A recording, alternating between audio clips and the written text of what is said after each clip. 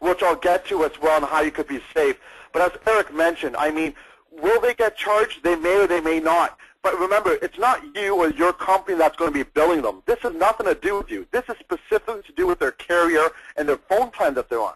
So if I'm with Verizon, or if I'm with T-Mobile or Orange, or whatever provider there is, if I don't have a text messaging package or a plan, and I might not decide to opt in because I'll be like, you know what, I'd rather just sign up via email. I don't want to get dinged with the cost.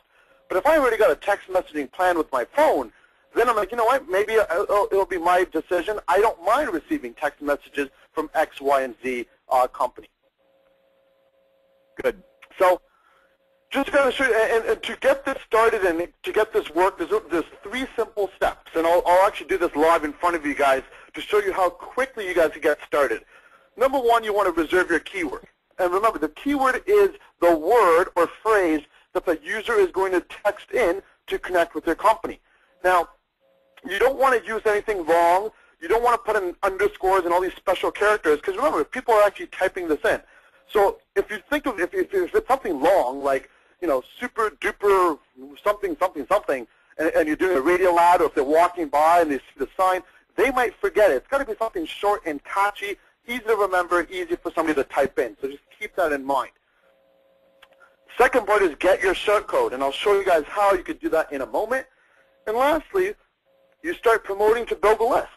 Now that you've got everything set up, now you want to tell the world, please connect with me through mobile. We've gone mobile, so then that way you could start authentically sending them text messages. So just to show you an example, M3SM is one of our branches that we have in our company over here. And basically, and obviously, if you're in Canada and you also want to do text messaging in the USA, and you also want to do it in the UK, or if you're international, you're going to have different short codes for that. You can't have one international short code. So, we tell people, anybody in the US, if they want to connect with us, text in M3SM to this number. And if you're in Canada, text in M3SM to this number. So remember, the M3SM, that's your keyword. That's what you want to keep short, simple, and to the point. So if you're a pizza store, you might say text pizza pizza, or something along those, or just text pizza to whatever that short code number may be. And just to kind of show you visually, because even though short code, a lot of people haven't heard of that term, so they might get confused. How do I text to a short code? What does that look like?